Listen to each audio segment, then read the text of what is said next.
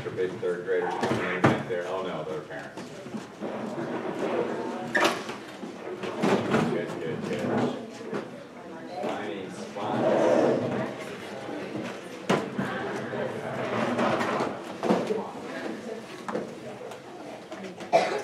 You're welcome. Find a seat. Coming in. Come on in. Welcome, welcome. Alright, our third graders are getting their violins.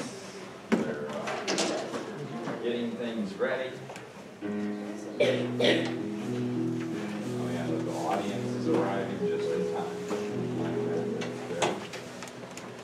Hey, welcome. For a moment there, I thought there was only going to be two people. Hey, how are you? How are you?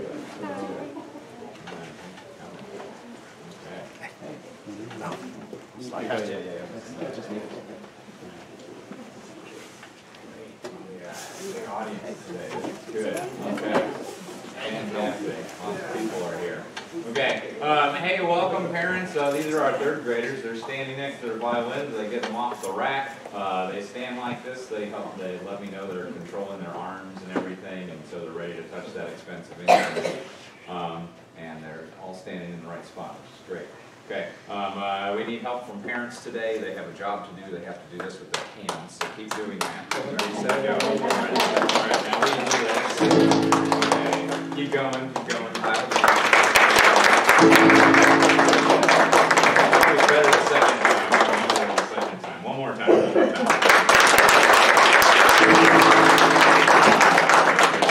right, I like the smiles. That's great. All right, they're going to get their instruments ready. I'm going to come around and tune instruments. Ooh, they look like they do that. Okay, really great. So if you're new to strings, they get their instruments ready, and we learn how to do that first. And they put this stuff on their bows, so they're doing some things called tightening bows, where they make sure their bow's just the right amount of tightness. They put on this thing called a sponge, so they can balance it on their shoulder, and then they put this stuff rosin on their bows, which applies friction. Makes the strings vibrate, so allows some friction so you can grab the string, and when you pull, the string vibrates on the hair. So while they're doing that, I come around and check all the instruments to make sure they're tuned. This class is very good at doing it quietly, so that they let me hear all the instruments and make sure they're really in tune, and I can find that one or two that needs a little bit of work. It's not always the same one.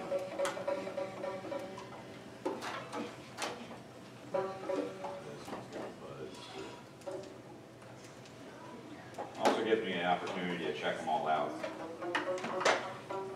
See if I notice anything else wrong.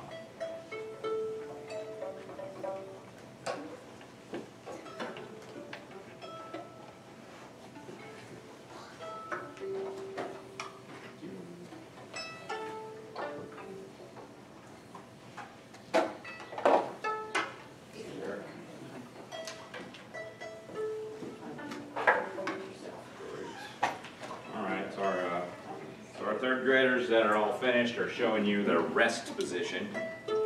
This is the safe way to hold the violin when standing or walking around or not playing. So seems like a lot of accidents happen when people aren't in rest position. They're kind of hanging around talking. Some people talk with their hands. Some people are really good at talking and knowing where their body are. Some people are not. So that's usually when instruments break and fall and crash. So they all have it in rest position under their bow arm. They're making sure the bridge is peeking out, which is really good. I think I tuned everybody to the ends. All right, and then this is usually when I'll give them practice time to play a little before we get started, so they have a warm-up. But I thought it'd be fun if instead of you hearing 22 instruments play separately, if we all just play together to start. So this is our first song. It's called Chicken on a Fence Post. It's about a chicken on a fence post. We worked really hard on our good posture, standing up really tall. Yeah, and we worked really hard on how to hold that bow so we could use all of our fingers.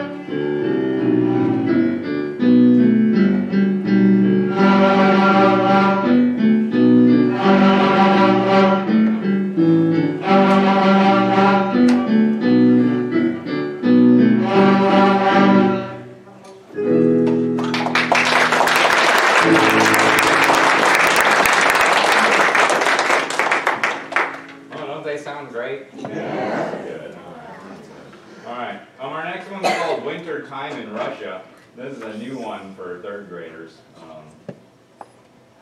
because I didn't teach it the last 5 years. But we're going to play it once for you, and then there'll be a time where everybody will get to have a solo, and we get to hear everybody play by themselves, which is really fun. So, hey, wait, I can't hear my kid. There's 20 other people playing. Really well. Okay. We're going to get ready.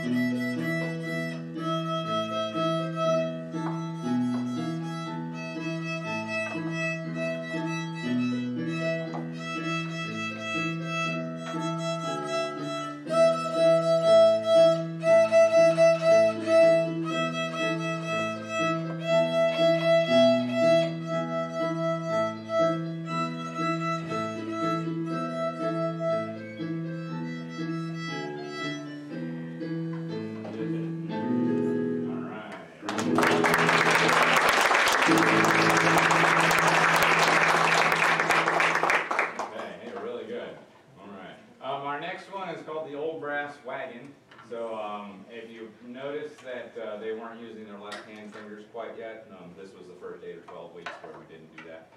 They got really comfortable with their posture, and then, we're going to show them all step 6. So they're going to demonstrate to you how they balance their instrument, because we found out that violins are very lightweight and very easy to balance on your shoulder, and third grade heads are really huge, right? So they're, they have lots of brain power in there, and so we found out how to really focus and then figure out how to balance their instrument, and then in less than 20 years they'll be able to comfortably hold their violin while talking to their third grade class and parents that come for concerts without any effort much at all. So they shouldn't have any problem doing this. And this frees up their hands to put fingers down on the tapes to get different notes, more than 4, because there's only 4 strings.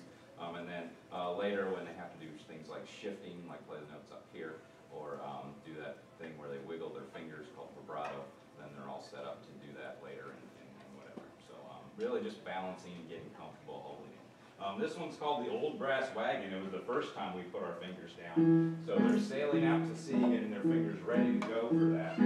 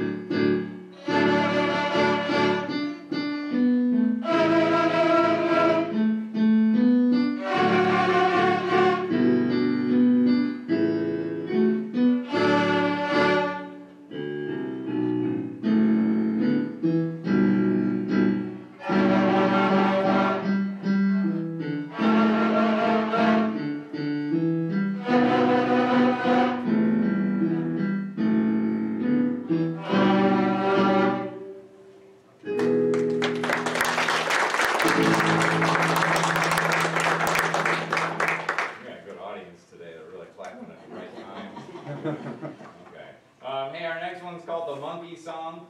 So the kids like to help me with this story because it's about a monkey that climbs up a ladder, and then when it gets to the top, It doesn't need a lot. it picks the pink banana. Yes. Some people are saying, why does the monkey need a ladder? And that comes up a lot. We want to be extra safe. And why is there a pink banana? And why is there a pink banana? I don't know. Banana pink. Maybe that's the only thing that catches the monkey's attention is the pink banana.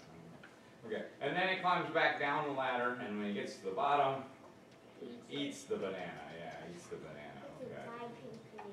Okay, yeah. So what you'll notice if you're into music or have ever taken a music lesson or anything like that in school is that when it goes up the ladder, we're going to go up in pitch. And then when it goes down the ladder, we're going to go down in pitch, which is also a scale. So we're getting ready for that scale that's taking us a really long time to learn. We haven't learned it quite yet, so we'll get there though. But this is our monkey song.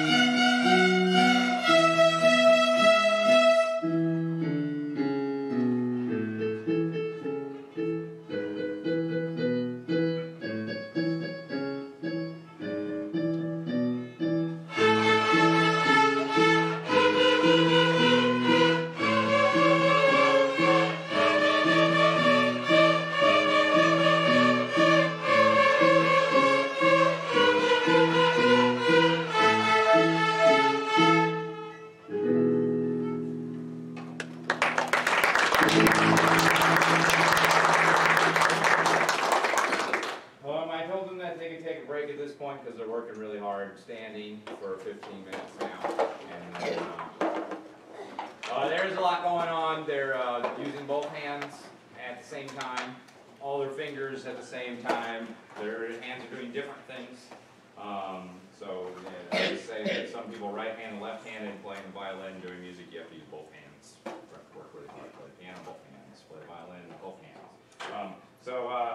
One more round of applause for them for doing this. In class, this is usually where they do rest their bodies a little bit, and I do talk to them about either a new song or we ask questions that they've been wanting to ask, like what they didn't get a chance to because we're doing a warm-up or playing, or everybody's playing together and you can't talk and play at the same time. So this is where we usually do that. Since I have parents here, I like to mention 3 things. First thing is upcoming events. This is our last open house. We're thankful to have our Claymont Live filming it today, so you can go home and go to Claymont's YouTube channel and then maybe find it somewhere on there between all the other videos. And you can re-watch this same concert, or they can watch it and then they can listen to their mistakes and figure out how to fix them, or say how great they were, and all that kind of thing. And then also we have another concert coming up on March, let me get the right date, 3rd grade, violin and recorder, March 14th. So that's actually next door. This wall is the cafeteria wall. Next door in the cafeteria, we clear it off, bring in some chairs. They stand in front of you and they play the violin for you. They also play the recorder for you. They've been working really hard next door, working on the recorder with Mr. Hawkins. I don't think they're doing it this week. This week you're just watching Nutcracker, right? Yeah, but they're going to be working really hard on playing songs for the recorder, and they know there's a concert coming up, so they're going to be practicing at home too, to make sure that they have all those songs really learned. Okay, and I'm going to step over here. So they'll play a violin for like 10 minutes, and they'll play a recorder for like 10 minutes. We'll still do strings the rest of the year after that. Sometime around April, I'll be coming around and playing all the instruments for them. I'll usually spend a day on each one. We spent the whole year on the violins. These are our violins. They can still play the violin. Violin's an awesome instrument. They really need it in the orchestra. But they can also switch. They can play one of the other instruments. So there's something called a viola, which is going to look a lot like this, but it's not going to have this high-pitched sound. It's going to have not this string. It's going to be a little lower string. So it might be a little thicker. Then when I get that full size, it's probably going to be a little longer. But for now, we fit the instruments to size them. So you might notice that these are a little smaller up here, and these are a little bigger back here, okay? Because that's how big they are. They can switch to the cello at some point. This is a student-sized cello. This is what most of my 4th graders play. But keep in mind that it's big, so all my 4th graders have been bringing their cellos on string days, and then they take them home on string days too. So just make sure that they're okay with, I love the cello enough that I'm going to carry it to school and back. It's okay that it's heavy, and I still will have my backpack with all my stuff in it. Okay. So I do have some cello players that go all the way through 5th grade, carry their cello, love playing it, and no complaints about carrying it at all. There is an option of a bass. I do have a few bass players. I think I have 4 or 5 this year.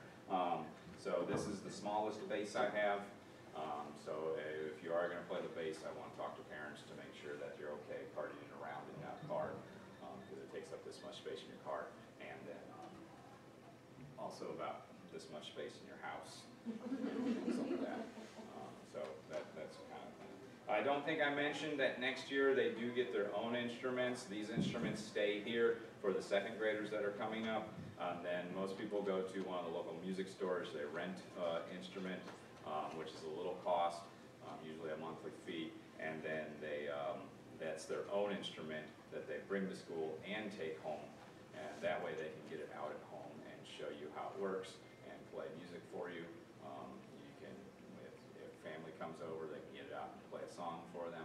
They can bring it to all the holiday gatherings like my mom made me do when I was little, and play music for everybody of all the songs you know, and they can see your progress well and clap for you all the time at home. So they give many performances for parents, family members. I've had people play for pets. Dogs love music, I hear. Some people say that. Cats probably like music too, even if they're not in the same room. So that's really important, called practicing. So something that's really encouraged to do a lot because they get better because it's a physical skill. All right, they're going to play for you a little bit more. This next one's called the train song. So think about the train song. Every song's supposed to teach a skill. All right, we did this on Monday, so the students know what skill we're supposed to teach on this, right? We're supposed to be the circles. Yeah, circles. So with violin playing, you got to go down, you got to go up, and then you also have to circle. Yeah, circle, all of them. All right, there we go. All right, this one's our train song.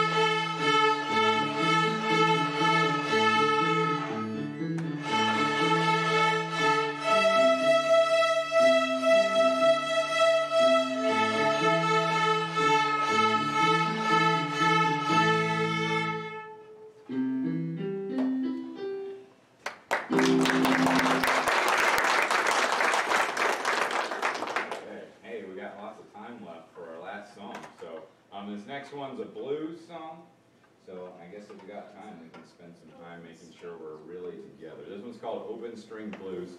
So I always say people would pick the violin, and they say, oh yeah, I love classical music. You can play classical music on the violin, and you can play classical music on the violin. You can also play any other music. So, sometimes I see the 4th and 5th graders figuring out notes after they've already learned stuff, and they'll play songs they like.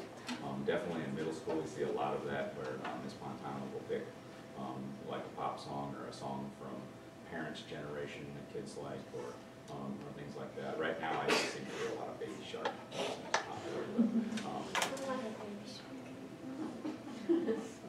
So they're going to work really hard, so maybe they can play it someday. Actually, by the time that we're get ready to play it for a concert, then popular music's gone. This thing's in already, so I can teach them Baby Shark, and something else will be popular after that. So last night, it was 4 or 5 years ago, I worked really hard teaching them Let It Go, because they were really excited about Let It Go. Now no one cares. Hey, this one's a slow song, so we worked on our watching, so let's see if we can sleep together.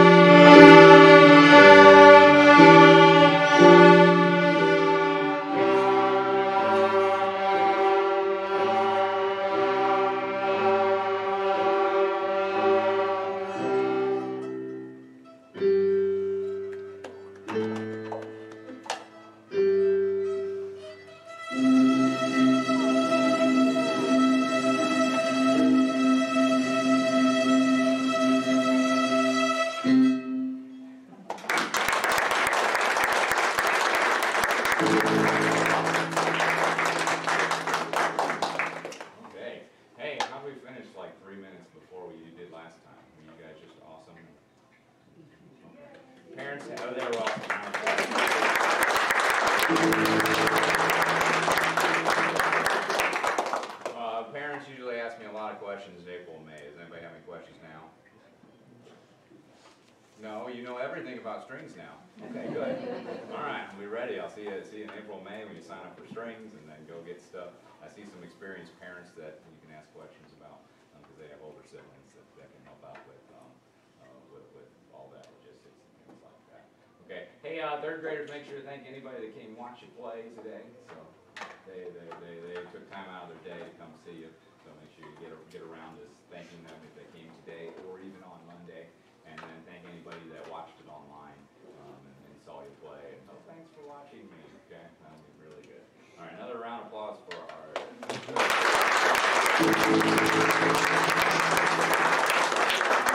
They are going to set instruments down. They're going to put their bows down. They're going to stand up quietly. Is how they end the day, or in strings. And they're ready to move on to the next thing. So they go right back to class and they learn about whatever Miss Stason tells them. So they make sure to stand up nice and quiet. Let us know that they're ready. Hey, parents, on your way out, I usually walk them out. I walk them out in the hall, and then if you want to exit so the next group can come in and give them a hug or a high five or a great job, that would ease our transition and with that next group that's coming in about 4 minutes or so. All right, one more round of applause for our third grade.